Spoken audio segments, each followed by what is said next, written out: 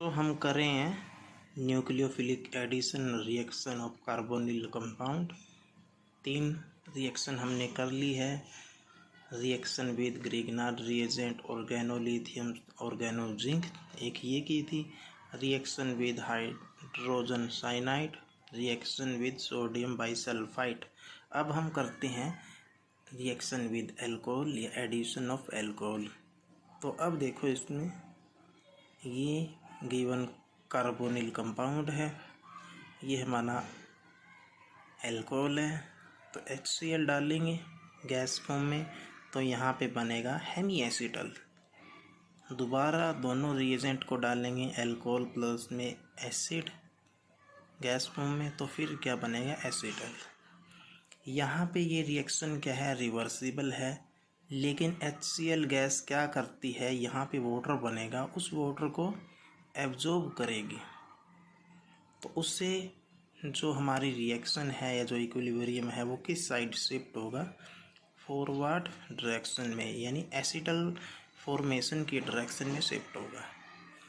और यदि हम लेते हैं डाईहाइड्रिक एल्कोहल, यहाँ पे तो हमने लिया है मोनोहाइड्रिक एल्कोहल, तो हमें क्या मिलेगा, जैसे ये एल्डिहाइड है तो एल्डिहाइड से रिफ्लक्स करते हैं। PTS क्या है, पैरा टोल्यूइन सल्फोनिक एसिड, तो क्या मिलेगा हमें, साइक्लिक एसिटल मिलेगा।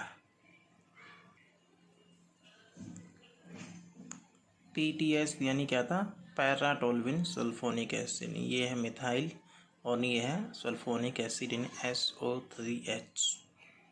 एल्डिहाइड से बनेगा एसिटल, कीटोन से बनेगा कैटल।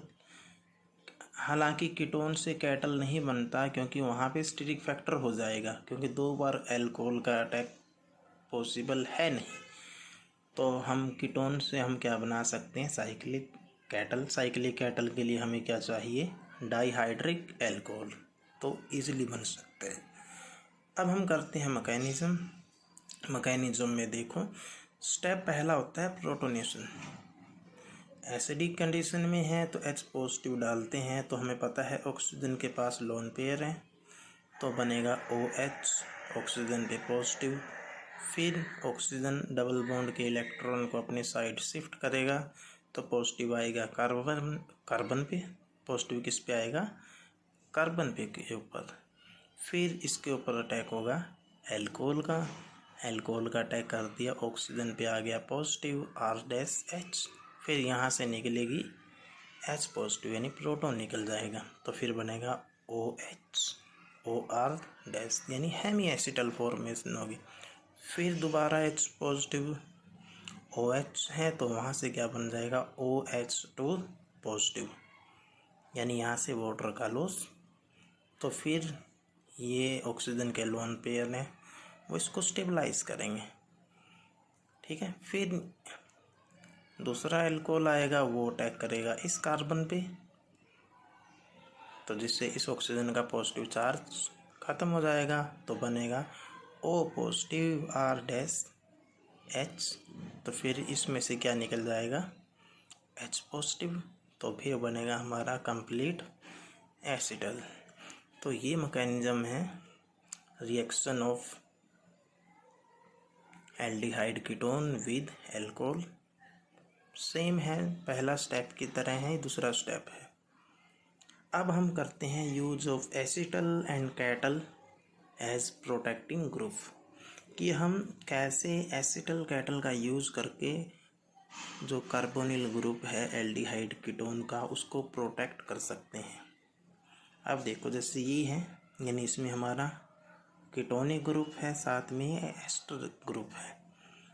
यदि हम इसका रिडक्शन करते हैं ना, तो रिडक्शन करके हम ये नहीं बना सकते यदि हम इसका डायरेक्ट रिडक्शन करें, क्योंकि जो लिथियम एल्यूमिनियम हाइड्राइड है वो इसको भी रिड्यूस करेगा, इसको भी रिड्यूस करेगा, यानी क्या बनाएगा, CH3 CHOH CH2 CH2OH ये बनाएगा, ना कि ये जो यहाँ पे ड्रा कर रखा है।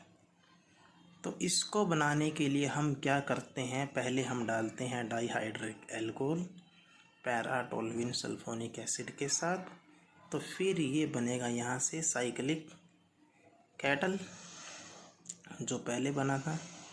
फिर हम इसका करते हैं रिडक्शन। रिडक्शन करने के बाद अब ये वाला जो यहाँ पे था ना वो तो रिड्यूस होगा नहीं। क्यों? क्योंकि वो किस में कन्वर्ट हो गया, साइक्लिक कैटल में। तो अब क्या बचा, एस्टर। तो केवल एस्टर का रिडक्शन होगा, तो फिर यहाँ से बन जाएगा CH2OH। और फिर हम इसकी अगेन हाइड्रोलिसिस करेंगे ना, तो यहाँ से वापस हमारा कीटोनिक ग्रुप रीजनरेट हो जाएगा। तो यहाँ पे हम बोल सकते हैं हम एसीटल कैटल का यूज़ कर सकते हैं कार्बोनिल कंपाउंड को प्रोटेक्ट करने के लिए। जैसे यहाँ से यहाँ हमने इसको प्रोटेक्ट किया है, इसके साथ लिथियम एल्यूमिनियम हाइड्राइड की रिएक्शन नहीं होने दी। यदि हम डायरेक्ट डालते तो इसका भी रिडक्शन होता और इसका भी रिडक्शन होता, यानी ये वाला प्रोडक्ट नहीं बनता जिसमें हमारा carbonyl group as it is मिलेगा हमें। तो इसके लिए हमें ऐसे चलना पड़ेगा, यानी यहाँ पे एसीटल बनेगा, कैटल बनेगा जो इसको प्रोटेक्ट कर देगा कार्बोनिल ग्रुप।